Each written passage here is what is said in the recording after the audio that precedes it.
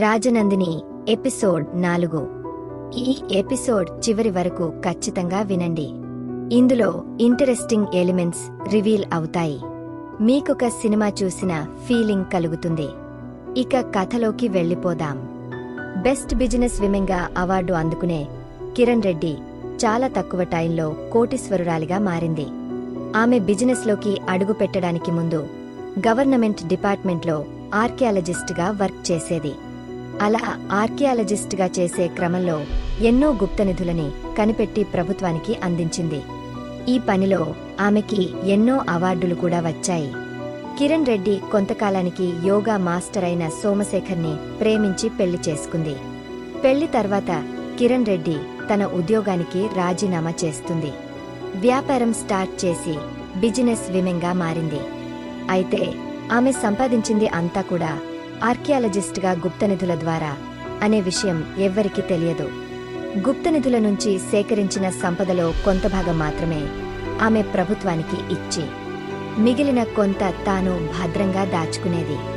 సోమశేఖర్ని వివాహం చేసుకున్న తర్వాత ఇద్దరు జత కలిసి కిరణ్ రెడ్డి కనిపెట్టి బయటి ప్రపంచానికి తెలియకుండా రహస్యంగా దాచిన కొన్ని గుప్తనిధుల ఉనికిని ఛేదించి అందులో సంపదని దోచుకోవడం మొదలుపెట్టింది.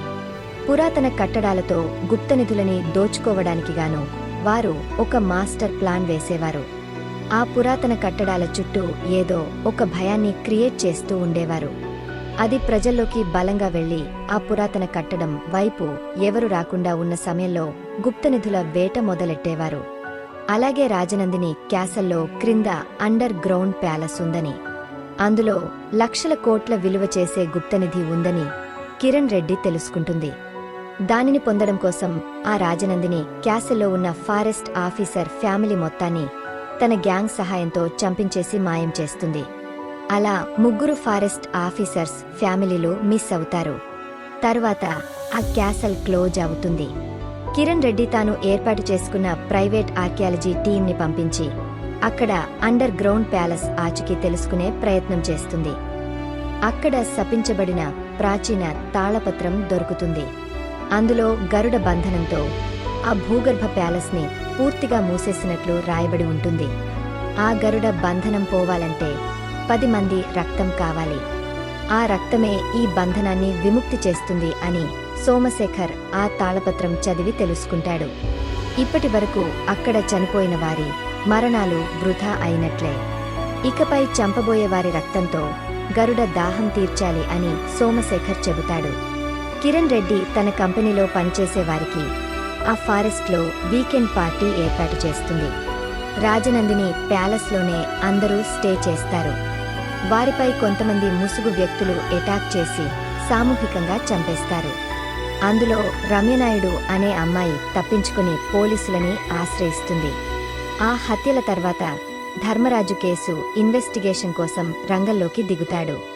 అయితే అతను మారువేషంలో ఫారెస్ట్ ఆఫీసర్గా ఆ రాజనందిని ప్యాలెస్కి వస్తాడు. ఆ విషయం కిరణ్ రెడ్డి, సోమశేఖర్లకి తెలియదు. ధర్మరాజు సృష్టించిన రాజనందిని దెయ్యం కథ తమకి మరింత హెల్ప్ అవుతుందని కిరణ్ రెడ్డి, సోమశేఖర్ అనుకుంటారు. ధర్మరాజు కుటుంబాన్ని చంపేసి దానిని రాజనందిని దెయ్యం ఖాతాలో వేసేయొచ్చని అనుకుంటారు. అలా ఒకరోజు దెయ్యాల గెటప్లలో కిరణ్ రెడ్డి ఏర్పాటు చేసుకున్న దొంగల ముఠ ధర్మరాజు కుటుంబంపై అటాక్ చేస్తారు. ధర్మరాజు వేసిన పద్మవ్యూహంలో చిక్కుకుంటారు. పక్కా ఆధారాలతో ధర్మరాజు, బిజినెస్ విమెన్ కిరణ్ రెడ్డి సద్గురుగా అవతారం ఎత్తిన సోమశేఖర్లని అరెస్ట్ చేస్తాడు. రాజనందిని సిరీస్ మీకు నచ్చినట్లయితే నా ఛానల్ సబ్స్క్రైబ్ చేయండి. ఇలాంటి మరిన్ని ఇంటరెస్టింగ్ కథలు మీకు వినిపించే ప్రయత్నం చేస్తాను.